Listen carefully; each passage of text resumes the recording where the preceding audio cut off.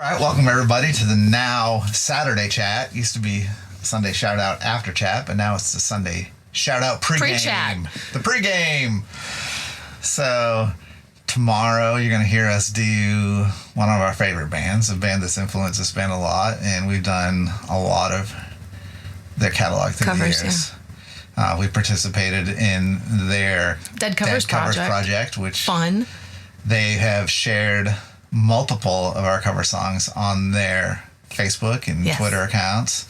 Yeah. And that was an honor. Which we really appreciate. So if you haven't seen those, I would suggest you go back through our YouTube catalog and check them out. But this is one of the earliest songs that our band covered as a band live. It's one of the first ones that I learned. And I have a funny story about it. So the song is Sugaree.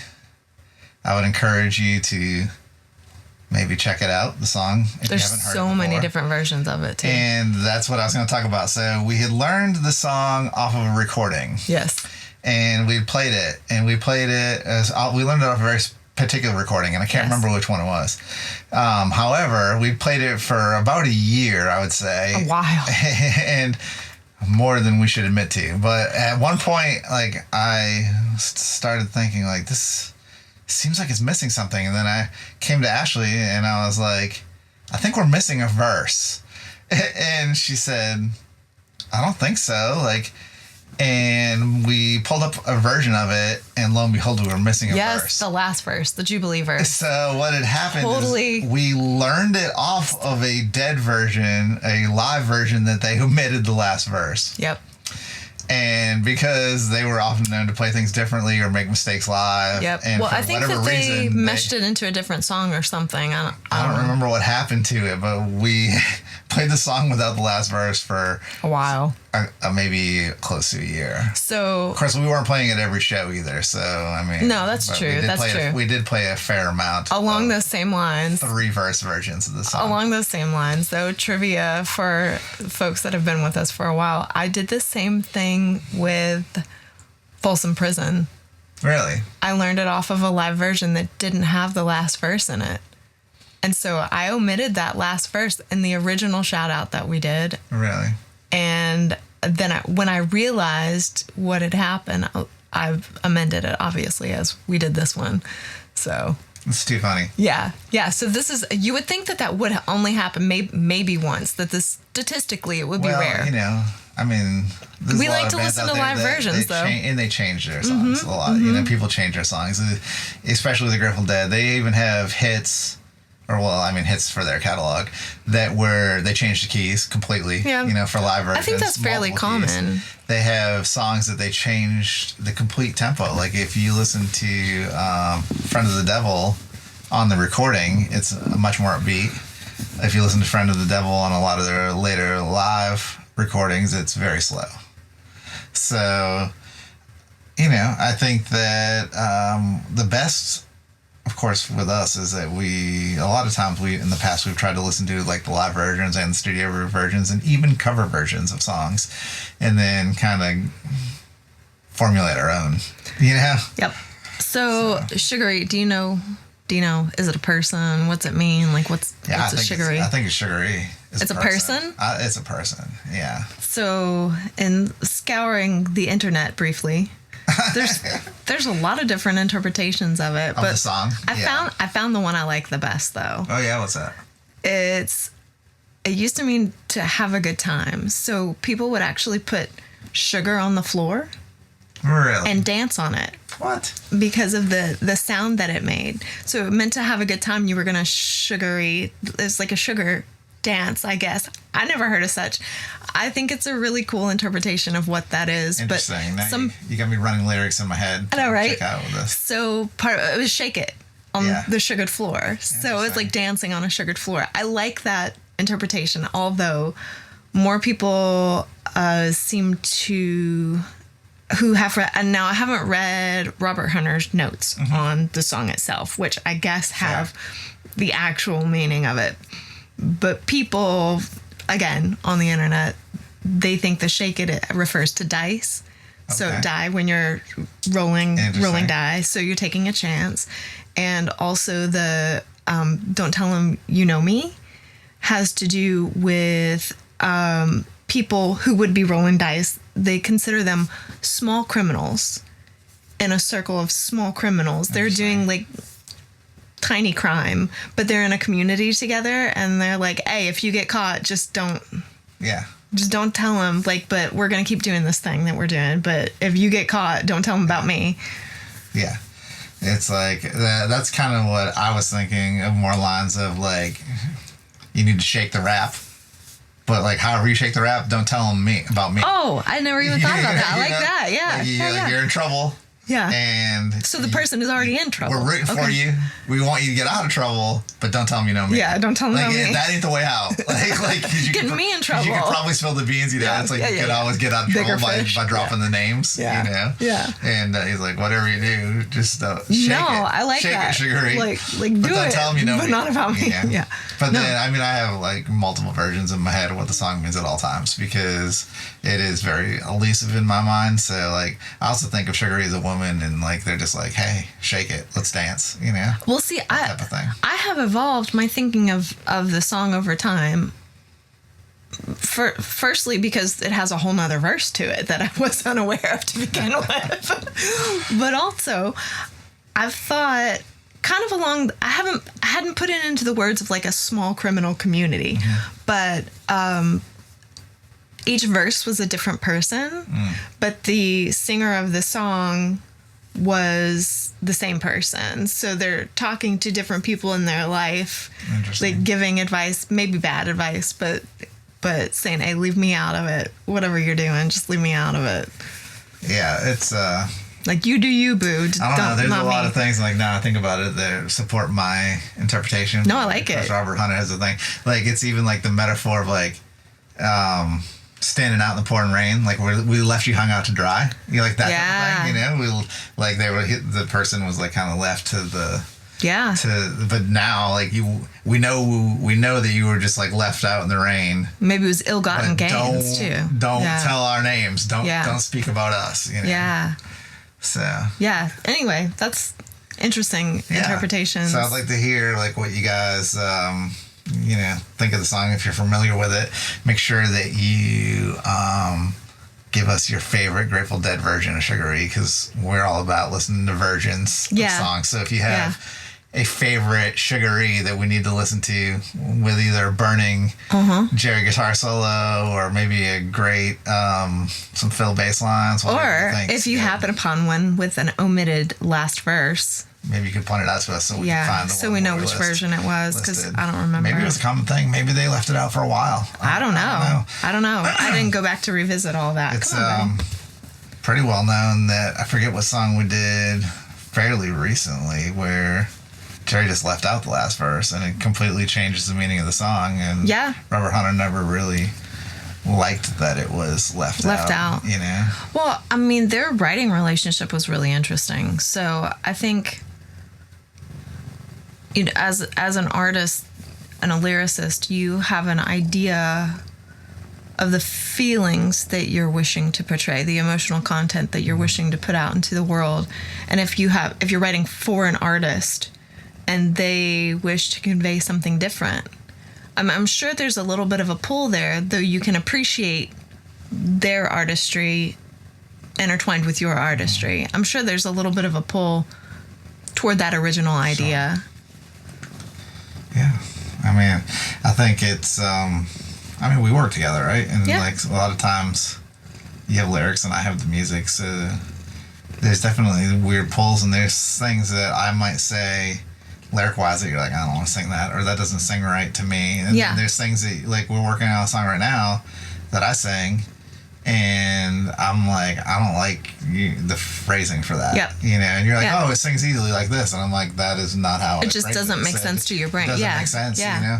And there's a lot of stuff that goes on like that, so I understand why stuff has to be adapted. Yes. You know? Well, the singability of particular words is really important. For sure. I think that the hardest word that I have to sing in our regular kind of repertoire of covers is the word caterpillar.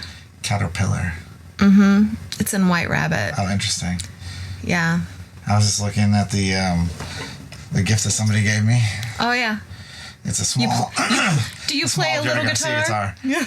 I play Very little guitar. I play a little guitar. Which one is that one? The wolf? This is Rosebud, which was Rosebud, actually okay. Jerry's last guitar that didn't get played very much because it was very, very end. But it has the skeleton holding a rose. Okay.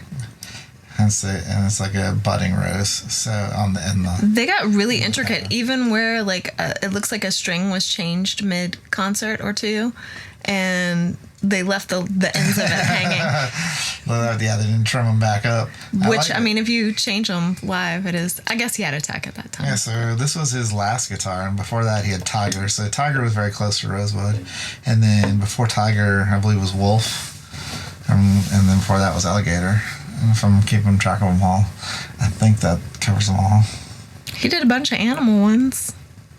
Yeah, a lot of them were based off like what the inlays were, so how he named them. And I don't know if he requested those or they just came.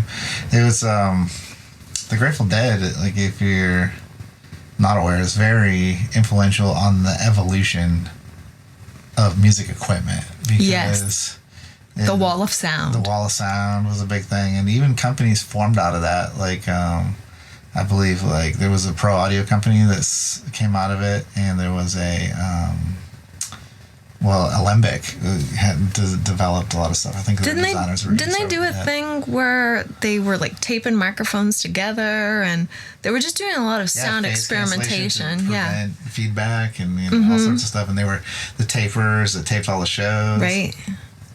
And then, I always think it's interesting. A friend of mine said to me once was, do you think that when Jerry was playing these solos, like in the mid-70s, and early 70s and all this, and he thought like, oh, well, 50 years from now, they're going to be analyzing my note selection as I played through this solo versus what I played 10 years later. I don't think that he thought that at all, because in any interview that I've seen with this man, he was extraordinarily humble. Oh, yeah, incredibly. And I think he understood the level of aptitude he had for his instrument.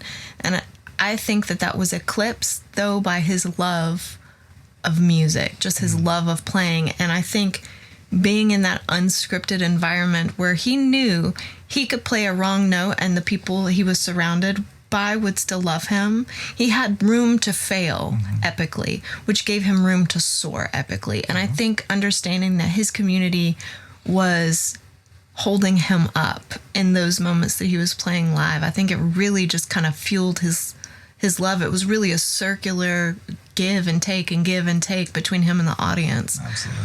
I don't think I don't think he got into that headspace of what are people out there thinking, other than I know that they're loving what I'm laying down for them right now. Absolutely.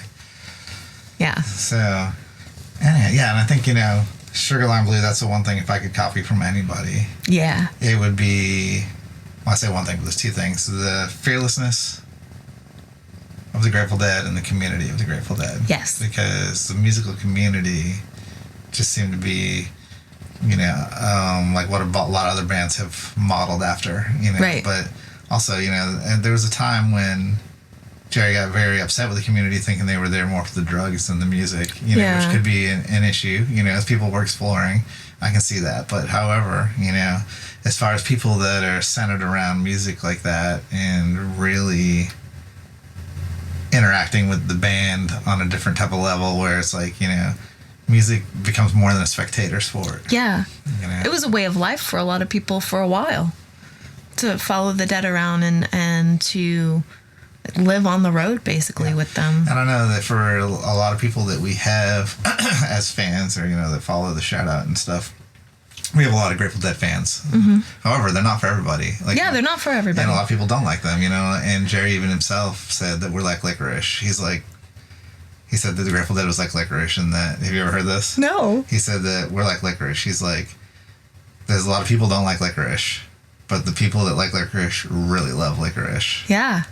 He's right. And I thought that was like, that's really says all you need to know about Jerry Garcia, the self-awareness to know that, like, hey, we're doing something different here. Yeah, and we're not for everybody. Like it. It's not for everybody. Yeah. He's like, and there's going to be a lot of people that really don't like it. Well, I've really appreciated, a lot of people that love it. I've appreciated in the comments, there have been several times with several different people that they say, this song isn't for me, but I love you guys. Yeah. Or I had never heard this before. Thanks for bringing it up. Or, something along those lines of this. Maybe this isn't my cup of tea, but I'm here for at least the offering of it. Like, I've tried the cup of tea. Well, Thank all the you. bands that I've tried to follow, like the ones that I really come back to, are the ones that have like a sense of community, and I feel that way about them.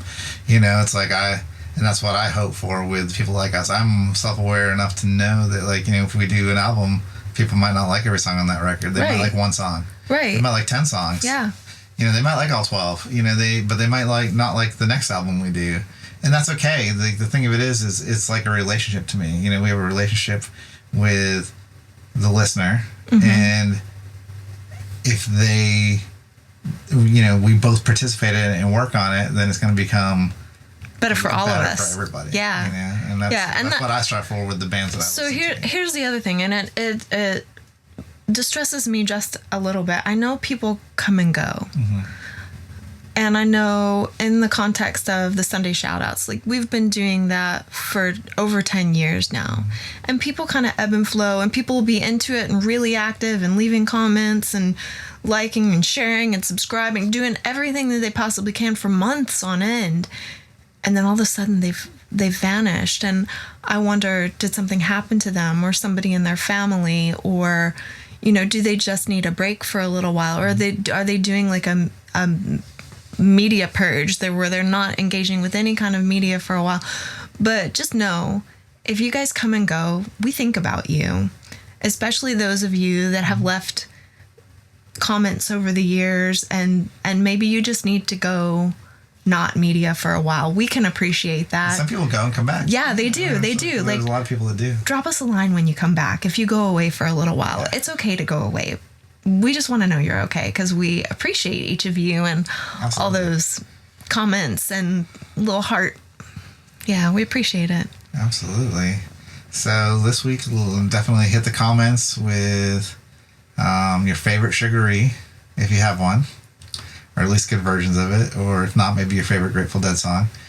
Also, let us know what bands you feel the strongest community with, because we'd really like to check out those bands that have those growing communities that we can be a part of ourselves. Because, like, above all else, even above music makers, we are music appreciators, I think. Yeah.